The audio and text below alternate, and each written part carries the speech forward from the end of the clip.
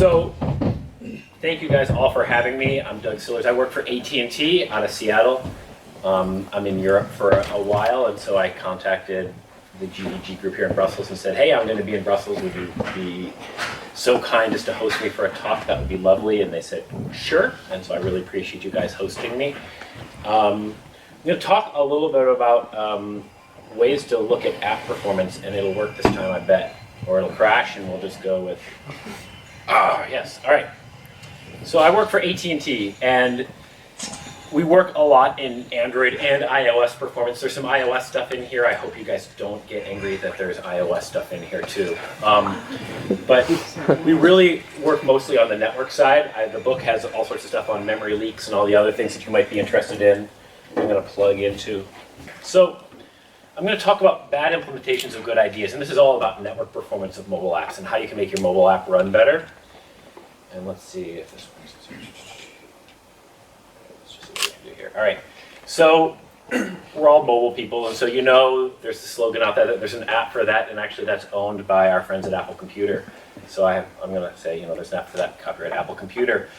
But as you also know, there's a lot of apps out there. There's 1.5 million iOS apps and 1.6 million Android apps. And, so really what it really comes down to is there are probably a couple apps for that. And I want to help you guys figure out what we can do to make sure that your app is a great app.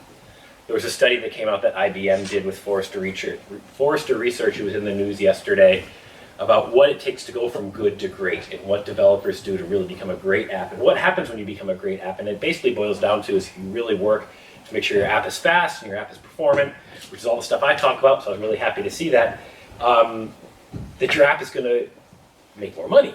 And obviously that's why we're here, right? So these folks at MIT and Stanford did a bunch of research. What makes a killer app? And they said that apps with multiple and frequent updates become killer apps more often. And they postulated 3 reasons. One was they're dialing in the usage. Well, how do customers use the app? What do they do to make the apps run better? They're squashing bugs, right? If it crashes, people hate apps that crash. We all know that. But they also, the third thing they mentioned was that they're working on the performance of the app. And I'd like to think that that's a big part of it. But let's first start with mobile performance. What happens when an app crashes? And this is a study from earlier this year.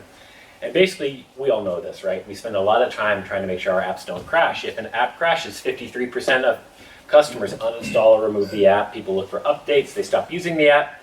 They find an alternative. They give the app a negative rating, right? These are all things that we've done before. At least I have when I find a crummy app. And so I like to think that testing obviously helps you solve crashes because 44% of all issues are reported by your customers. And that's really, really bad. And so, for example, this is my library app back home. And when I try to log into the library app back home to place a hold on a book to see what books I have out if I need to renew books, it always crashes. And that's not good. And some folks at Perfecto Mobile discovered that 20% of all issues are only found by the developer because people write it in the app review. And that's kind of like this awful place to see that there are issues in the app, because where do all your potential customers find out about your app? They read app reviews. And if you go to the App Store and you see that the app is crashing, are you going to download it? I generally don't. And so, in fact, if you go to the Google Play Store and you look at my library app, you see a bunch of 1 stars and it says that it force closes every single time I log in. And these are like almost over 2 years old at this point. So we all know that crashing is really bad and we shouldn't have apps that crash. But let's think about performance. What happens if your app is slow? What do customers do if your app is slow? In fact, they do exactly the same thing as if your app crashes. So if your app is slow, they uninstall you. If they look for updates, they find somebody else. They give you bad ratings. And so you have to think about what you do with your mobile app in terms of performance to make sure that it's running quickly. So we like to say that performance is really important. So if you're trying to think about innovation, you're trying to come up with that app that innovates. It's that killer app that everyone's going to want. And you think about apps that are fast, I like to think that the killer app is right there in the middle, right? It has to be fast and it has to be innovative for customers really to go there. And so how do you get there? How do we get you to go from being that you've got this awesome idea, you build the app, but it isn't taking off, you don't have that uptake. And so I'm going to talk about some testing tools that we have at AT&T that are free and open source. I'm going to show some mistakes that we discovered from other high-profile apps. And if I don't name names when I give these presentations, but you would know the names if I name the names. And what's important about that is it isn't just, two guys working in a garage who are doing these horrible things. These are companies that have millions and millions of installs on millions and millions of devices, and they're doing goofy stuff. And if we can learn from those mistakes, we can help make sure that our apps are better than that. And so by doing that, we can take our app from an app that innovates to an app that's fast, and then you have more of a chance of being that killer app. So I talk a lot about in the book about memory leaks and how to prevent memory leaks, and there's some great tools like Square has this awesome tool called Leak Canary. It's a really cool tool. It's out on GitHub. You install it in a test build of your app and it finds memory leaks. In the book, I wrote this long chapter of how to use the Eclipse Memory tool. Have any of you guys used the Eclipse Memory tool? Yes. Yeah, it's painful, right? It's ugly. You take this tool and you plug it into your app, and it says, here where your memory leaks are. And when Square installed it, their out-of-memory errors went down like 94%. Super easy. It's really easy to use. I talk about CPU and screen rendering and battery life, but I'm going to talk about network connectivity here. And the rest of it's in the book. So how do we test network performance? Well, AT&T has this free tool. It's called the Application Resource Optimizer. We call it Arrow for short. It's free. It's open source. You can test on iOS or Android. When we released it 4 years ago on Android, you needed to root your Android device. Not required anymore. We collect network traces right on the device, and the way we do it now without root is we establish a VPN connection that goes nowhere, and then we can probe all the traffic on that VPN connection. It's actually really cool. But we can see all the network traffic that goes in and out of the device. And then we look at that traffic and we grade it against 25 best practices, and we can see all the issues that happen, that all the traffic goes in and out. We can see things that aren't optimized for the network. And that's the URL for the tool. And as we all know, the mobile apps on our phones, we need a network, and it's most of the time it's a cellular network. And cellular networks are high latency. There's a lot more time in each round trip than there is when you're on Wi-Fi or when you're on Ethernet or a typical connection that we're used to talking about. So when you think about high latency, what does that mean? When you don't optimize your content for a high latency environment, you're even slower, right? You're adding latency on top of the latency.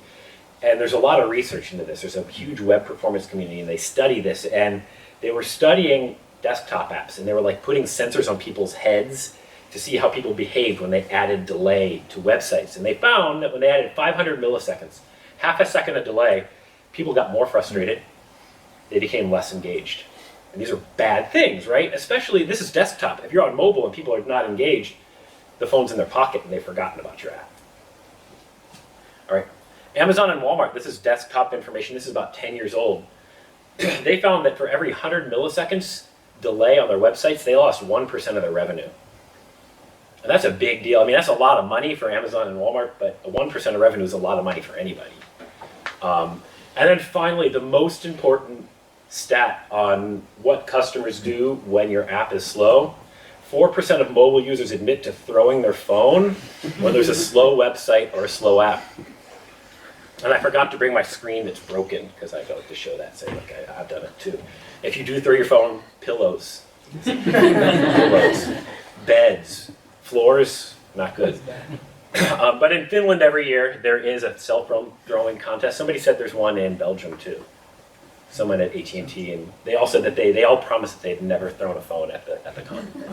I said, working for AT&T, that's probably a good idea. The other thing that mobile networks do is every time you turn on the radio, right, we all know our phones have a really small battery in the back. And we're always turning on the screen, and anytime you turn on a chip or a process, what are we doing? We're draining the battery a little bit. And when you drain the battery a lot, I mean, we all have chargers everywhere. We have chargers in our car, we have chargers at home, we have chargers at work, we have portable battery packs in case one of those chargers is missing, right? It's insane what we do to make sure that our phones have power. My colleagues at AT&T Research did a study, and they found that when you have the screen on, 40% of the power drain is coming from the radio turning on. When the screen is off, it's even worse, because you can imagine when your screen is off, you've got all those apps just turning on in the background and connecting and doing things. It's 70% of your battery drain when the screen is off. We're getting there. Things like Doze and all the things that have been released in Marshmallow should help that. But you know, I'm running Marshmallow, and probably some people in this room are running Marshmallow, but the general population is not yet running Marshmallow. So let's talk about how we can optimize our mobile traffic. So this is a screenshot from the Arrow tool. And what we're looking at is we're grabbing packets. And I'm sorry it's so low. If I could raise that up, I would. But this is a screenshot. And so the top line is the throughput. It's showing the amount of data coming through. And the red line is showing where and those are, the next two columns are packets. The two rows are packets. Packets going up and packets going down. And so these are two connections. I downloaded an image and then I downloaded another image. But what's most important is this bottom line right here. It's called the RRC state machine. And you're like, what is that? So basically on every single cellular network, the carrier leaves the radio on for a set period of time after the last packet is sent.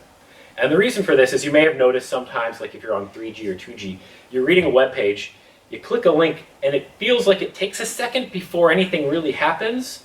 And that's the phone talking with the tower, with the cloud, trying to establish a TCP connection, high latency. This is the high latency stuff I was talking about. If there's not a connection established, there's this long delay. So if packets have been sent, we keep the radio on for a little bit of time. By keeping the radio on, we make those, we're hoping that more data is going to come. Yes. You know, this one is showing like 11 seconds. Every carrier is different. Every region can be different inside a carrier. The exact timing isn't important, 10, 15 seconds. So if you watch a YouTube video, you download the whole YouTube video and the radio's on for another 10, 15 seconds. But if your app makes a 2-byte ping to the server, guess what? It's not the radio's on for 100 milliseconds, the radio's on for 10 or 15 seconds. If you do that every 10 seconds, the radio never turns off.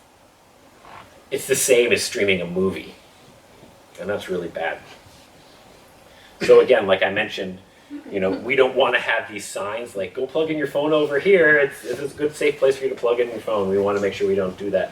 So I thought what I would do next is show some examples of apps that have, you know, they have great ideas. They have this great, awesome tool, this app that they're going to release. But the performance stuff wasn't quite up to par. And so we can learn from those to make sure, to see techniques to avoid doing that.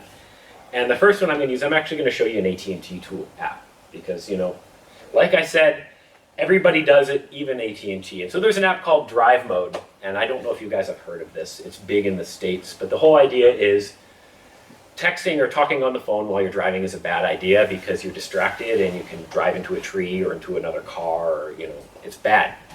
And so there are laws. I don't know if there are laws here, but in the States, you're not allowed to text while you're driving because you can drive into a tree or into a pole or, you know, whatever. But this app is really neat. What it does is it stops the device from receiving phone calls or SMSs when you're going over 25 miles an hour, which for here in Europe is 40 kilometers an hour. And what happens is on the network, it routes all your phone calls to voicemail. If someone sends you an SMS, they get an SMS saying, I'm driving, I'll get back to you, I'll get the message when I stop. And then when you stop, all your text messages flood in like an avalanche. It's a really good idea, right? It stops it. There's a big white screen that comes across on your phone saying, you're driving, don't text, it's a bad idea. And there's a way to get out of it if you're a passenger or you're on a bus or something. But the problem was, they started getting bad reviews about battery drain in Google Play. And so they came to us and said, can you help us figure out what's causing this battery drain in our app?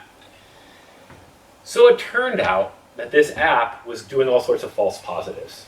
And so what that means is you're sitting there waiting for the important phone call, and your phone decided you were driving. And so it's routing all your phone calls to voicemail. That's bad.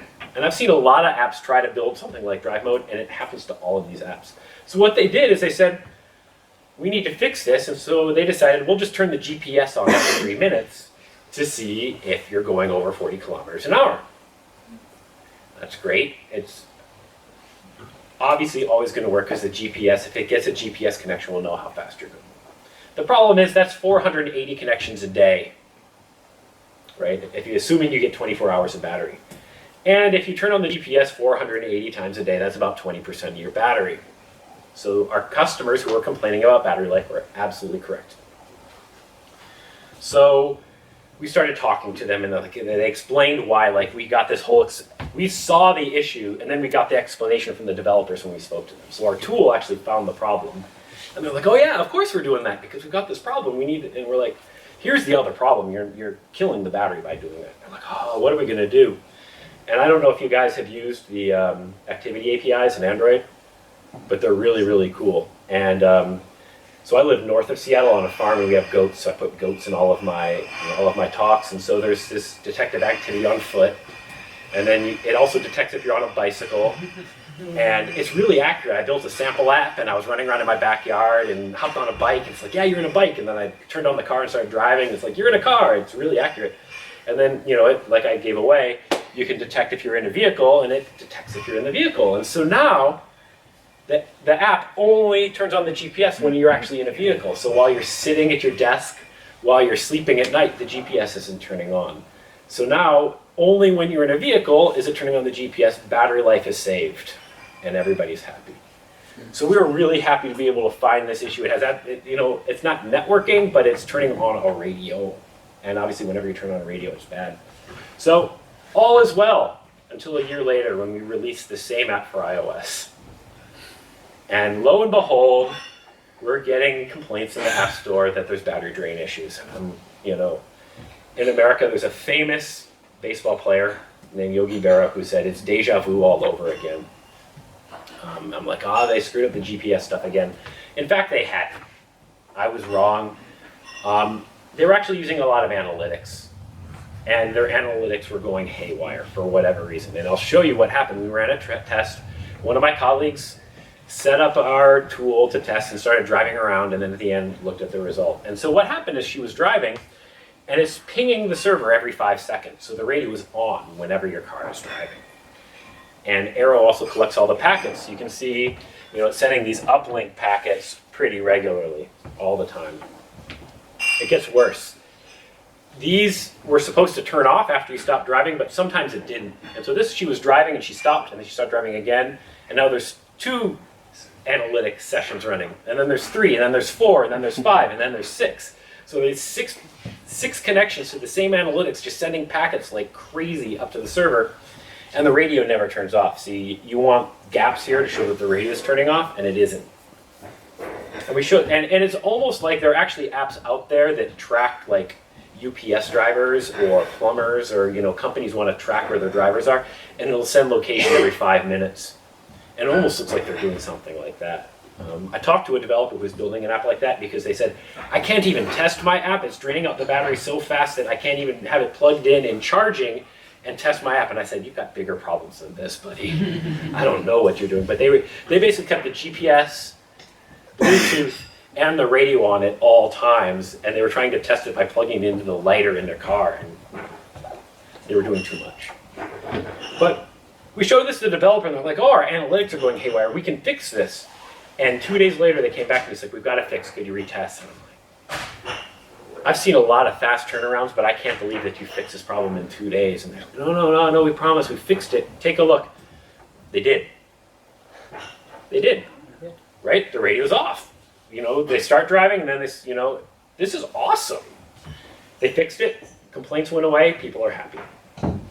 And so this is interesting, like, testing could have solved this for both cases, right? Looking to see if the GPS is turning on all the time, running a network trace while driving, just testing the app would have solved the hair on fire running around, like, what's going on with our app, we're in production.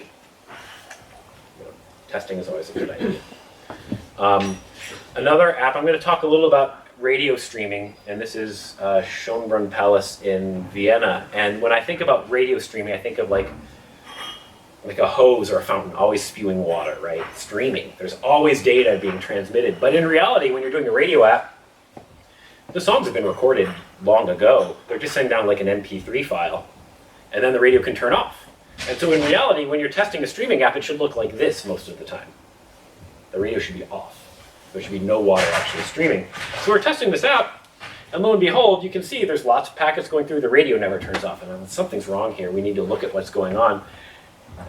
This was actually a test run without music playing, and it looked like this. And I went to my tester and I said, you sure you didn't have music playing? She said, yeah, would you mind testing it again? She said, no, I'll test it. Looked exactly the same. Something weird is happening here. So we looked at it, we talked to the developers, and they explained what was going on. They said, well, yeah, our marketing has this requirement. We need to know what's playing on every single channel in our radio app every 10 seconds. And so they were downloading this giant file every 10 seconds of what was playing on every single station. In fact, 45% of all the data inside this app was metadata. When I'm listening to a music app, I want music, maybe some album art, right? I'm a consumer, that's all I care about. I don't care about metadata, right? I don't want to pay for that, I'm paying for this data. 15% of it was images, which means that 40% of the data is music. When as a customer, what do you care about? You want the music.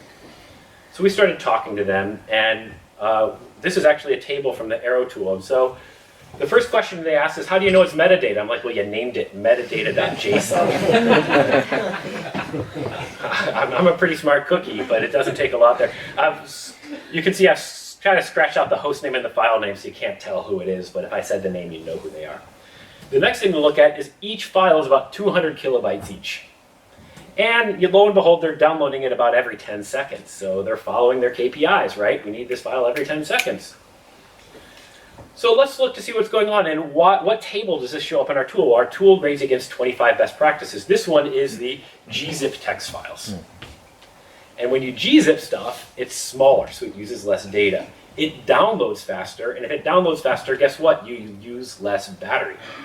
These are all things that, as a customer, I really care about. And indeed, when you look at this file, if I take it onto my Mac and then I gzip it, it's indeed 4 times smaller. So just by making it 4 times smaller, they could save their customers a whole lot of data. And just by taking the numbers from that one trace, we're up to 60% of data is now music. That's a lot better, right? We're on the right track.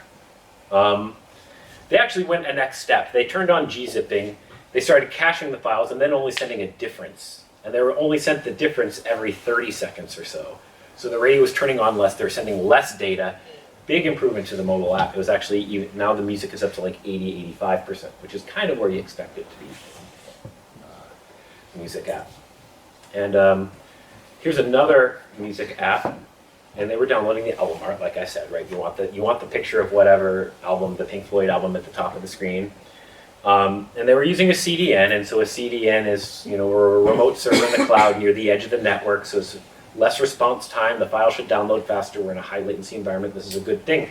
The problem is their API went to their host server, and then the host server said, no, it's out on our CDN, and then they had to make a second call. They're using a 302 redirect. So rather than, they were doubling the number of round trips to get this file delivered to the device, and it's not showing up here, unfortunately, but there should be a really pretty waterfall diagram right here showing 16 requests where 8 are API calls that go to a 302 redirect, adding up to 1.16 seconds. And then there are 8 calls to the CDN for 1.25 seconds, so about 50% of the time to download these images is wasted. If they had just sent the CDN or the API and the API sent the image back, it would be a lot faster. In fact, in a 20-minute test, Arrow recorded almost 780 of these 302 redirects. And adding a redirect, doing extra round trips makes the app feel slower. And I was talking to just a colleague, and they were like, I've been using this app, and it feels like the album art loads up really slowly. You should look at this. And I already had this trace, and I know exactly why the album art is loading up really slowly. If you add that up, it's about 115 seconds of added latency, which is about 10% of the entire test was latency, the stuff taking a long time to download. Obviously, if the API retrieved the image from the CDN and sent it down, they would have limited it around trip. They would have made it a lot faster. To make matters even worse, if the image wasn't there, they put up a fake, like the head in Facebook when somebody doesn't have a profile picture. But the problem was, of those 777, 167 of them led to a 404. So they had to hit the server, then hit the CDN, and then they got a 404. So after about 0.3, 0.4 seconds, they got a 404, and then they could put up the fake image. So there was actually latency for the fake images too. Made the whole app feel really, really slow. More goats. This is Josephine. This is actually my goat. But this is an app you've heard of, but I'm going to call it Find My Goat. And the idea here is goats are very, very smart, and they always try to escape. And so my goats have a little GPS thing on their collar, and when they escape, I can fire up my app, and it'll tell me where the goat is. Right? And it's connecting to the network every 5 seconds, and we're using the same connection. So I open up a connection, and I'm trying to find my goat. And then I get a Google map, and it shows me where my goat is on the map. It's a great idea, right? It's using a lot of network, but hopefully my goats aren't escaping that much. I only need it for like the one time a year where my goats have escaped, and I need to hop in my truck and go find my goats. Now, the CEO of Find My Goat called Ralph de la Vega. And if you don't know who he is, he's the CEO of AT&T Mobility. And he called the CEO of AT&T Mobility and said, your network is breaking Find My Goat. We're losing revenue, and it's your network's fault, and we need to solve this right now. And so we've all been in that situation where a bunch of really smart people get on the phone at Find My Goat with a really bunch of smart network people at AT&T, and we're trying to figure out what's going on with Find My Goat. And we actually solved it with our tool Arrow, and we discovered what was happening. It wasn't actually AT&T, it actually was that they had just released a new version of Find My Goat. And instead of reusing the same connection, they were establishing a new connection every 5 seconds, which resulted in 18 times more connections to their server than their architecture team expected. They were running out of IPs and ports. There were IP port collisions. They were basically running a distributed denial of service attack against themselves. And so the reason their customers couldn't connect is that they were trying to connect with an IP, and the server's like, no, this guy has that IP, and they couldn't connect. So temporarily, we gave them a whole bunch of new IPs. They released a new version of the app. We pulled back all those IPs, and all is well with the world. But it goes to show you that testing your app before you release it into production is probably a good idea, maybe even under some load, because in this case, this was a load issue. A couple more samples here. Images with apps with rich images. So in this case, here's another goat app, right? Here's this 54K image of a goats racing. And then you click on it, and it's offering you different sizes. It doesn't make sense. Not to pile on the music streaming app, but there's a music streaming app that had a small, medium, large of all the album art. You know, the idea is to show the small one on the thumbnails, the medium one, and then if you want the big one, you can see the big one. Every time there was a request, they downloaded all three. So they were like using way more data. They were doing the right thing by making the different sizes, but they were downloading them all every single time, using a lot more data from their customers. So to become a killer app, obviously you want an app that has, you want to dial in your usage, squash the bugs, and most importantly, improve the performance. Testing.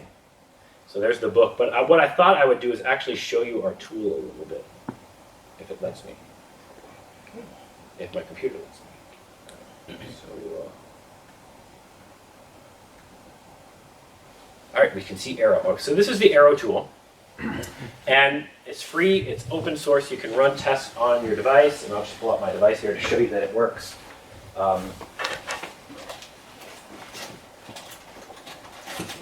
a cable. Bonus. All right. But you just plug in your phone. You have to have ADB and all the normal stuff that we all have on our computers. But just unlock it. And plug it in. And this is how easy it is to run a network trace on the device. I'm on Wi-Fi here, but it's the same on cellular. So I come up here, start data collector. It's going to establish a VPN connection on my phone. Hopefully, Android file. All right. Right, so it's now starting the collector. If I hadn't done this before, it'd ask me if I want to start a VPN connection here, but I've already done that. This should just work. I just downloaded the new beta that our developer sent me, so this is a live demo with a brand new build, so we'll see how it works. But this is now my phone, right? Looks the same. So we can do stuff like, there's a little bit of latency for it to show up on the screen. Let's see, there we go, look, see there's our meetup. And we can do something like espn.com So I'm just going to run a network trace here where I'm going to load up ESPN really quickly. I used to do CNN, but it always depressed me every single time I read the page. Okay, basketball. It's still depressing, but I can handle that. All right, so I ran a trace. I stop it. So it's recorded all of the data on this device. It's now stopping the collector, pulling the data across, and then it'll do the analysis right here, and we can see live what ESPN looks like, the web page. You can obviously easily do the same thing with your mobile app, right? You could or if you wanted to test another app. So we'll give it a second.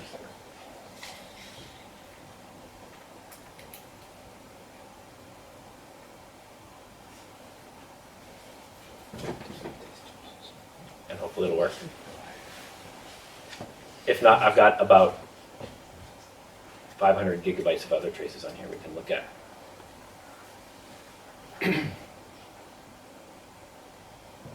Live demos, all right. Do you need the network? It doesn't need the network. This is all completely offline at this point. Only this thing needs network. We'll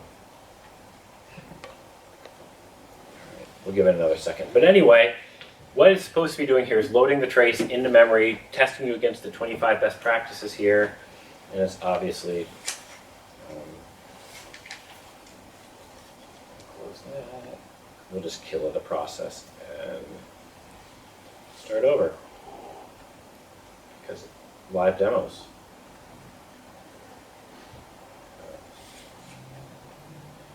And I'll, of course, do it with our brand new build because, oh, come on, Aero 5, there we go. But it's quick, it's easy, it's a quick way to find out what's going on with a mobile app and how you can make it run better. And I'll open up a trace from some company that you've heard of and say nice things about them.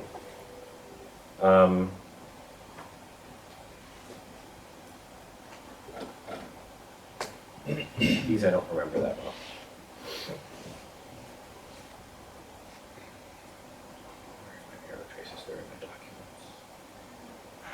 Lovely. Now you get to see like how disorganized my file hierarchy is. Brussels. It was in Brussels. Brussels?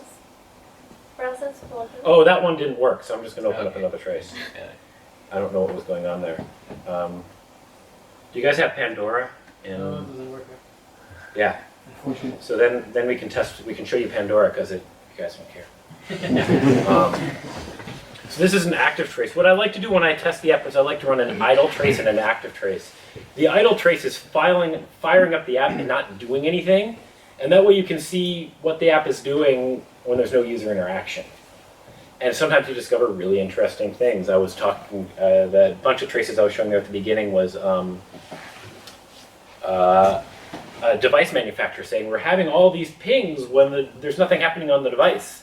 And we're trying to figure that out, obviously, because if it's an AT&T device that we're going to sell and the radio is turning on all the time, that can lead to battery drain, and that doesn't make anyone happy. So this is a trace of Pandora, and you can see here, and this is not uncommon. You're graded against a bunch of best practices. Green check marks are good, red X's are bad. There are a lot of red X's here. That's not unheard of. But let's go through this. This trace is from a while back, I think, too, so I'm sure they made fixes. Yeah, this is from 2013, so it's definitely improved since then. But if we look, text file compression, we talked about this, right? Turning on gzip on your server. Very easy way. In this case, it was just 174 kilobytes, so probably a lot of kilobytes. Duplicate content, files being downloaded multiple times and not being cached.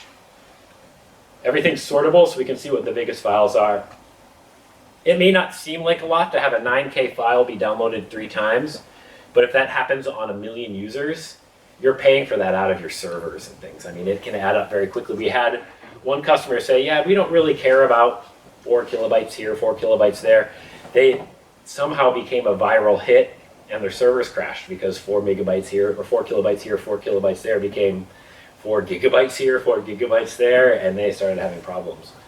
What else can we see here? Oh, resize images for mobile. So this is obviously at Amazon, there's this 3, that actually isn't really that big an image. Let's see what happens here. So I can click through and I can actually view the image. Oh, that's not so bad. This is a sprite sheet, so it's bigger than the screen. But what we're looking for is we're looking for images that are bigger than the screen of the device. And I've seen news companies that serve up a little thumbnail in the bottom corner of the screen next to an article, and they're serving 1.7 megabyte thumbnails. I mean, beyond the fact that, you know, here in Brussels and back in America, we're developers, right? We've got the latest phones. We're all on LTE networks. There are a lot of people who aren't on LTE, and there are a lot of people who are on limited data plans. I was at a talk 2 weeks ago at Velocity where they were saying that to get 500 megabytes of data in Brazil, you have to work 34 hours to be able to pay for that much data, right? People won't use an app that's downloading 1.7 megabyte images. And if you start thinking that Brazil, India, and China are going to add 1 billion Android users in the next 5 years, it's probably not a market we want to miss out on as Android developers. All right, so that was kind of a lame one. But Minification, you guys know about Minification? So pull out all the white space. In this case, we could have saved, you know, 160 kilobytes. You know, we can go on and on. Here's 302 redirects. I talked about that a little earlier. But we have all this data, and the idea here is we're running tools that basically are akin to Wireshark on your device. But Wireshark is really hard to figure out what's going on in there. And as a developer, we don't have a lot of time to figure it out. So the idea is, here are 25 best practices. Here are ways you can fix your app. We try to hand it to you in a simple manner for you to read it, so you can then quickly go back to the developers and fix the problem. Here's a list of all the duplicate files, and it's great because you can actually see, here's the actual file. I can view it, right? It's some HTML document. It was downloaded multiple times. Sometimes there's fun things that we can see, like an image, but this all looks like text files. But you know, we can see things like this. We can see that the GPS never turned on.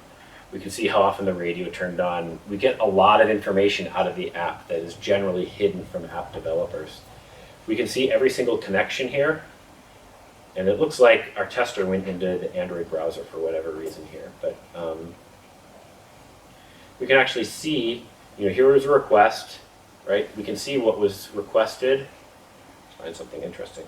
Here's an audio file, right? So Pandora made a request to audio.something.something.pandora.com. There was a request. You can see that it was a octet stream, and it was 1 megabyte in size. I think I'm reading that right. So we can get a lot of information about what was happening in the app, and you can actually understand how your app is using the network. And from that, you can start learning how you might optimize your app for the network.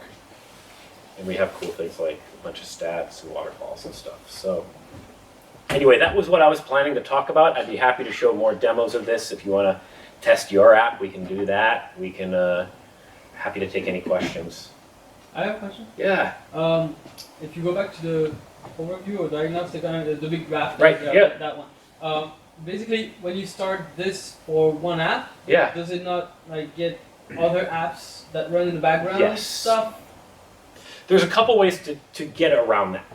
Okay. One is use a phone that has as little stuff installed on it as possible. Like using this phone that has my Facebook and my Twitter and my Gmail. Probably not the best phone for testing, Right. for that reason. The other thing you can do is if you use the rooted version of Arrow, it's really cool. We actually know what process each TCP connection was affiliated with. So you can actually go into the tools and you can say, only show me the stuff from Pandora. And you can turn off everything else Okay. and remove all that other traffic. So you just magically like eliminate all the other apps. The other thing that's cool about this is if you're like, well, I'm really interested in this lt.andomedia.com, make all of those packets red. So now if I do this, we're going to remove all that other stuff, and we will see the packets from Andomedia as red in these two lines. So here they are. See, there's a red one right there and a red one right there, and we know that those packets came from that. So you can do all sorts of cool color coding. The other thing we do in Arrow is record video at 3 frames per second, so you can see what was on the screen while those packets were being sent. Right, so this is, we're listening to some AC/DC right here, and there's an ad that's popped up.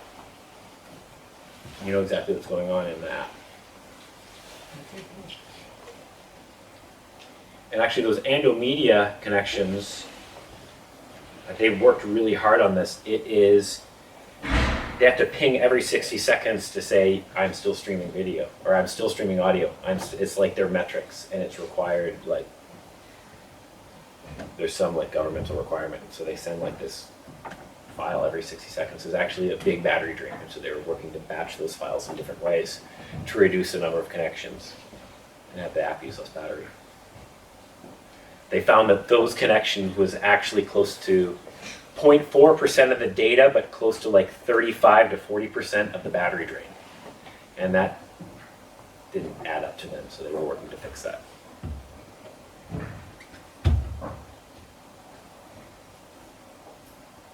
Any other questions?